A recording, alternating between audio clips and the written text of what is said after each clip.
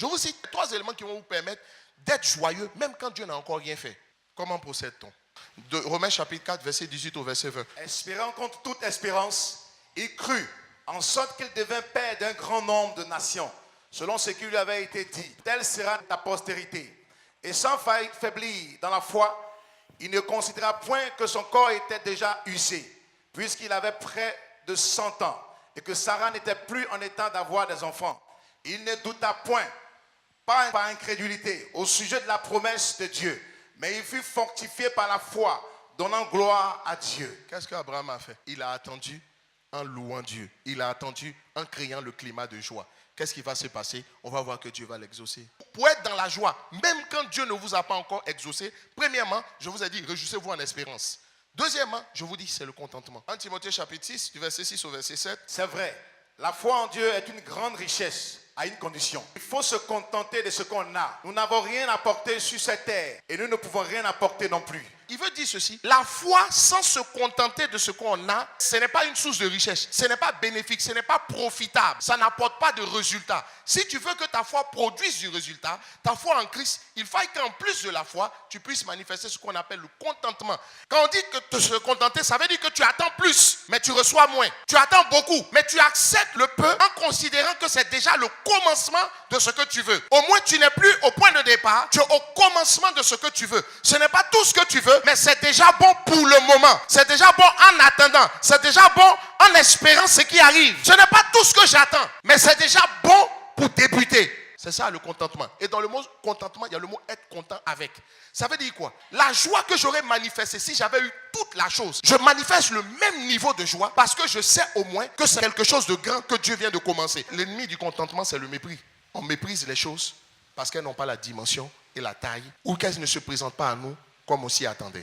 C'est ça le problème. Matthieu chapitre 25, verset 21. Son maître lui dit, c'est bien, tu es un homme bon et fidèle. Tu as été fidèle pour une petite chose. Je vais donc te confier beaucoup de choses. Viens et réjouis-toi avec moi. Quelle est la clé de sa réjouissance? Il dit, viens et réjouis-toi avec moi. Pourquoi? Parce que tu as été fidèle en peu de choses. C'est la fidélité dans les petites choses. C'est ça qui produit la joie en Christ. C'est quoi la fidélité dans les petites choses? C'est que Dieu va te donner ce qui ne ressemble pas à ce que tu attends, afin de voir comment tu peux le bénir. Parce que se contenter, c'est être content avec. C'est être content malgré le fait que ce soit petit. Dieu va te donner un peu. Vois comment tu peux lui dire merci dans ce peu qu'il te donne. Et si tu sais lui dire merci comme il veut, dans le peu qu'il te donne, alors il comprend que c'est le top départ pour te donner plus. Parce que tu mérites plus si tu t'es dit merci pour un peu. Mais le problème, c'est que quand on voit un peu, c'est tellement peu qu'on méprise cela. C'est tellement peu qu'au lieu de dire merci à Dieu, qu'est-ce qu'on dit? On se plaint de Dieu. Mais il dit, viens, réjouis-toi avec moi. Pourquoi? Parce que tu étais fidèle. C'est-à-dire, tu as su me dire merci. Regarde, souvent, ce qu'on veut n'est pas ce qu'on attend. Au lieu d'appliquer le contentement, on a tendance à mépriser et à banaliser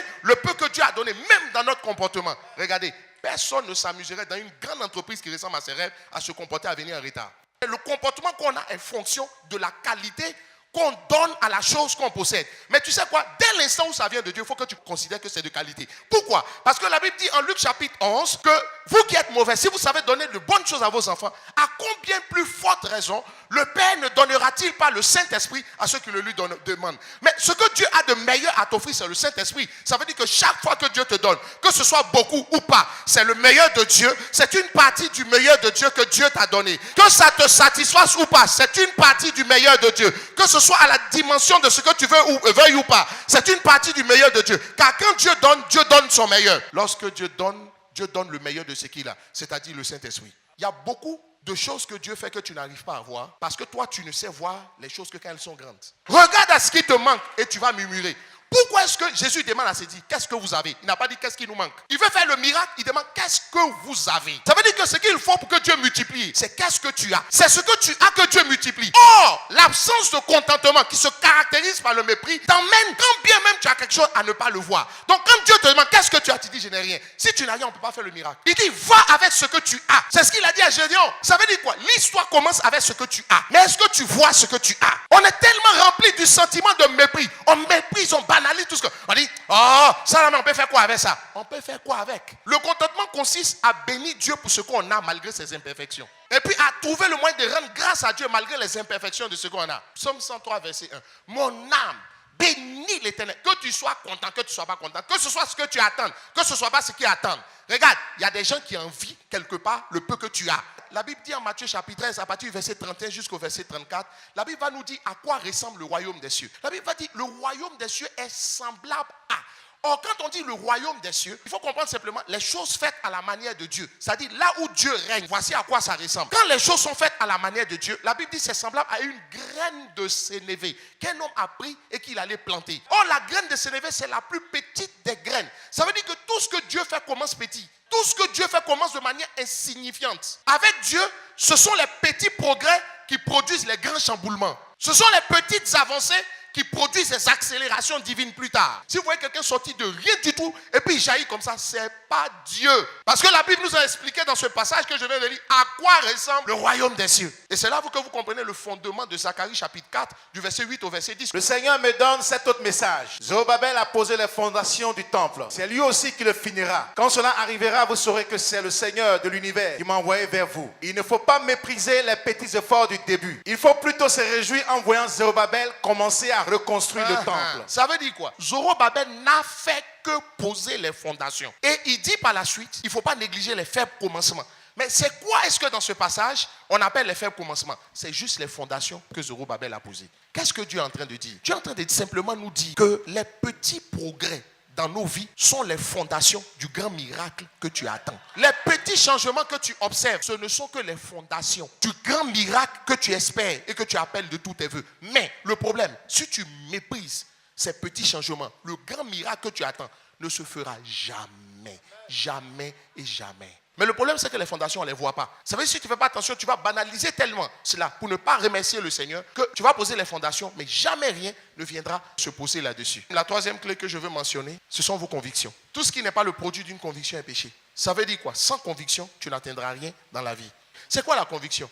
Lorsque je passe du je crois à je sais, je suis rentré dans le domaine des convictions. Lorsque vous avez marché avec Dieu et que vous avez appris à savoir comment Dieu est, vous ressortez de votre expérience avec le Seigneur avec des certitudes. Job dit, je sais que mon Rédempteur est vivant et c'est lui qui agira le dernier. Ça veut dire Dieu n'agit pas le premier, Dieu agit toujours le dernier. Avec Dieu, ce qui est bon ne vient jamais en première position. Dieu fait venir quelque chose, mais il faut savoir que derrière tout ce que Dieu amène premièrement, il y a quelque chose d'autre qui est 2 fois plus dangereux que ce que Dieu a fait venir d'abord. Ça veut dire quoi? Quand tu perds la première chose, il faut être tranquille. Israël a perdu Saül pour avoir David. La Bible dit aux noces de Canaan, le deuxième vin qu'on a servi était plus dangereux que le premier vin. C'était plus intéressant. Il est important que souvent tu arrives à un stade dans ta marche avec Dieu. Quand tu perds quelque chose, tu te dis, c'est parce que Dieu veut me donner quelque chose d'autre qui est mieux que le premier, qu'il m'enlève ce que j'ai. Donc, de sorte qu'au lieu d'être en train de pleurer, quand tu as perdu la chose, tu souris déjà.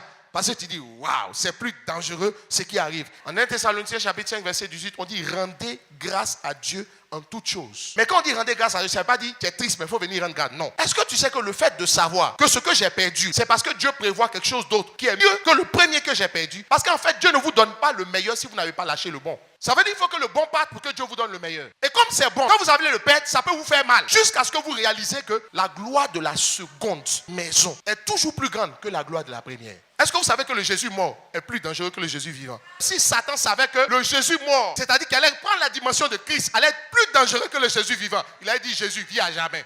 Une des choses que vous devez savoir, c'est que quand tout est fermé quelque part, c'est là que Dieu crée une ouverture. Les frères de Joseph n'étaient-ils pas en train de vouloir lui faire du mal, mais en fait ils étaient en train de le positionner.